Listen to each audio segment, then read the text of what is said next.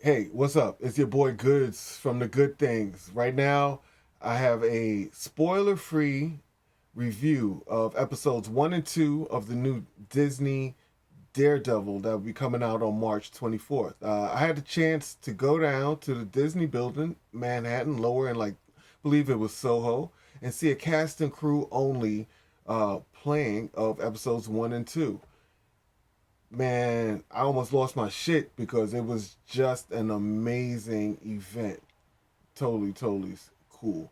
I had a chance to go last year to something similar where Charlie Cox was there and a few of the directors, and they reviewed episodes 1 and 2. But those episodes had already come out, and those episodes were up for Emmy nominations, I believe, for visual effects and for costumes. But this was just a preview that they ran for friends and family, and I guess I hit the friend level. Yeah, when I got that email that the person had Marvel as their email address, I was like, yes, this is crazy.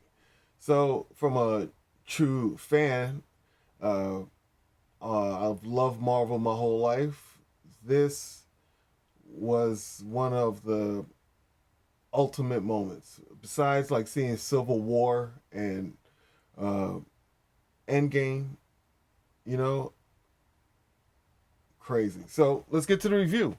And like I said, it'll be a spoiler free review. Some of these things I think you can just assume, but I will be leaving some of the doper things out. Maybe I will do a review with spoilers for those that don't care. All right. Also, let me just start with when I went to see season one's review, those Emmy nominations or Emmy nominated episodes, or the ones put for Emmys. The Frank Miller's Born Again Daredevil is the route where they took a lot of material. They started there, right? And then from there, they branched off to so many things. Last year, I think seeing Muse was one of those moments that I was like, I'm glad they introduced something, not a character I'm not familiar with, a villain per se, right? And his story in some ways still ripples here in the new season, and I love this costume. Okay, so episode one, like I said, it picks off Daredevil, Matt Murdock. He's trying to find a way to outwit his nemesis Kingpin. Kingpin is continuing on with his reign as mayor. He's in pursuit of the devils of Hell's Kitchen. We see the tale of two cities. We see a forward-facing, politically correct image of the mayor, and then at the same time, we see a duplicitous underworld controlled by a power couple. That power couple, the Fisks. Yep, Vanessa's there right with them. The Fists, they are continuing in a love affair with crime and each other. They seem to be extraordinarily clear with the direction that they want to go in with their enterprise. When we last left them, they held all the power, right? They seemed unstoppable, minus the assassination attempt, which brought me and brings me to one of my favorite characters, Bullseye. He was right on point. I love what they did with him. I even like that they humanized him. I mean, he's obviously a human, and he's obviously a serial killer, skilled serial killer, but he also there's depth. There's depth. He was cold in the comic books, and he's cold here, but it's almost like a person that goes to the army and has to put in that work for the army has to come back with that PTSD. So he he doesn't have boundaries. You know, I'm not that's the difference between the soldiers that come back and thank you for your service that come back and don't go ballistic when they come back home.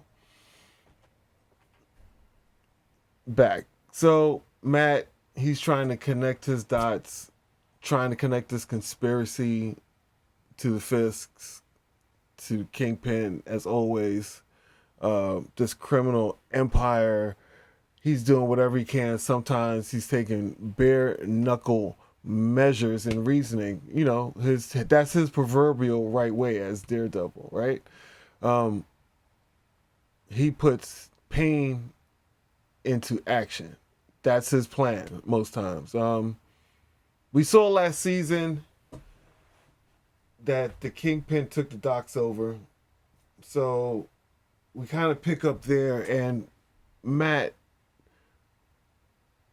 foils a plan that the Kingpin has, and as he foils his plan, it infuriates the Kingpin, and the Kingpin sends his task force and double and triple time after Matt. I mean, how pissed is the Kingpin right now, right? Because he's just trying to make moves, but he can't find Matt, and he can't find Daredevil. So it's pretty interesting. I'm telling you. Um,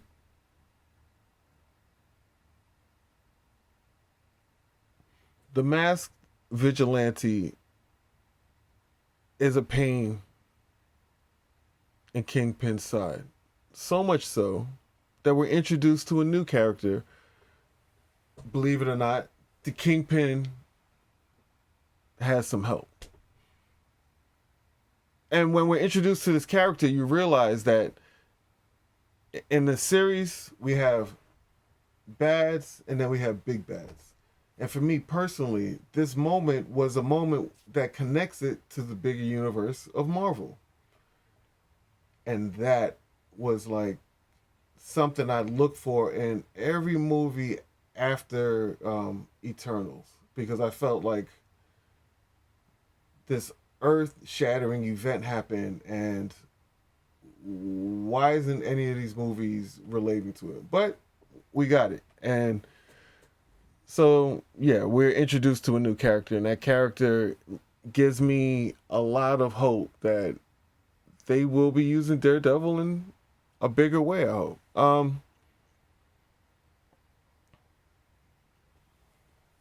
The thing I really liked about it was that the episode seemed long. It seemed, when you get that premiere episode, you want it to be lengthy. You want it to have a lot of action. You want it to have depth. And this one, it took the cake. I didn't get the timing on it. I'll look on IDMB to see, or IMDb, I don't know, these acronyms, to see the length of it. But it felt about an hour, if not, it was somewhere in the 50-minute moments.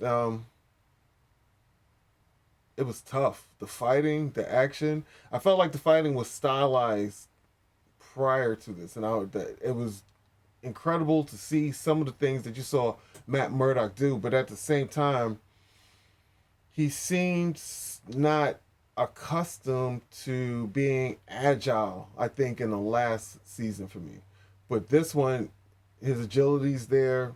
He's using his weapons. He's using all his toys. Super, super on point.